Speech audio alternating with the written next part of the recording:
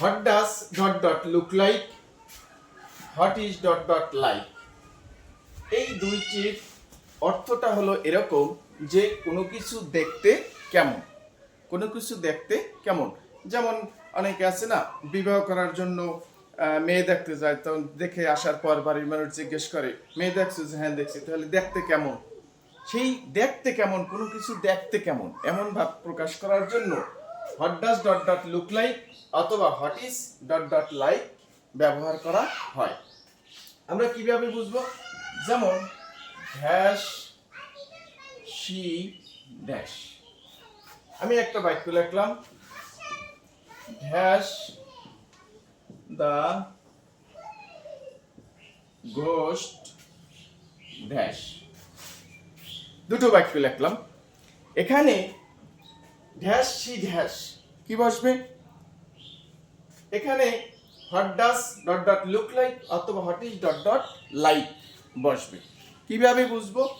আমি যদি লক্ষ্য করি যে এখানে হোয়াট ডাজ লুক লাইক দুইটা অংশ আছে, দুইটা অংশ আছে। একটা অংশ কি what does dot dot look like অথবা what is dot dot like, প্রত্যেকটা দুটি করে অংশ আছে।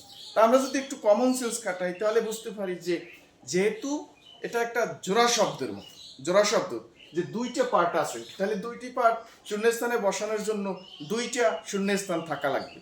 তাহলে আমরা দেখি এই একটা শূন্যস্থান, এই একটি শূন্যস্থান, দুটি শূন্যস্থান রয়েছে।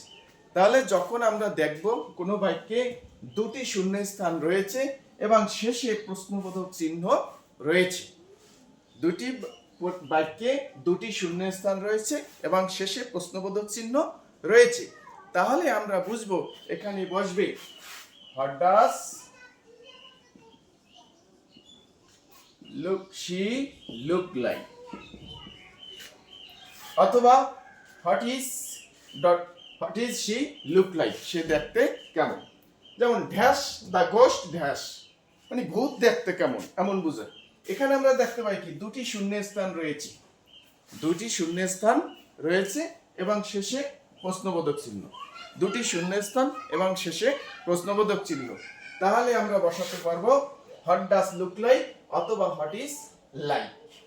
যেমন what is the ghost like, যে ভূত দেখতে কেমন, ভূত দেখতে কেমন।